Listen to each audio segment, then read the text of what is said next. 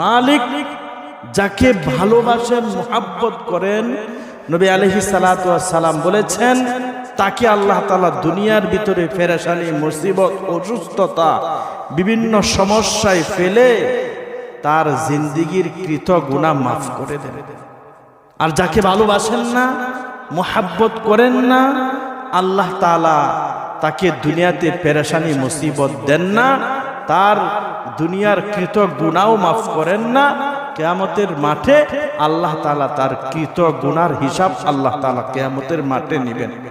এর জন্যই মুসিবত যখন আসবে, পেরেশানি যখন আসবে, সমস্যার সম্মুখীন যখন আমরা হয়ে যাব, ধৈর্য ধারণ করব, সবর করব।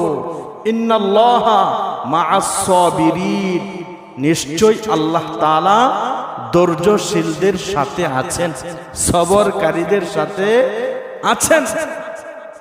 এর জন্যই আমরা সবর করব, ব্যঙ্গে পড়ব না, নিজেকে অসহায় মনে করব না যে আমার উপর এত মুসিবত, মালিক আমার প্রতি অসন্তুষ্ট।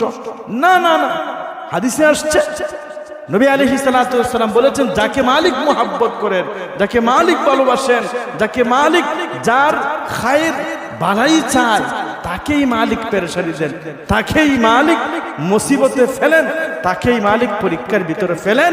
পরীক্ষা করে করে তার গুনাহগুলো মাফ করে মালিকের কাছে তাকে প্রিয় বানিয়ে নেন। আর যাকে মুসিবত দেন না, পেরেশানি দেন না, তাকে কিয়ামতের মাঠে আল্লাহ তাআলা তার দুনিয়ার কৃত গুনার হিসাব নিজে আল্লাহ তাআলা নেবেন।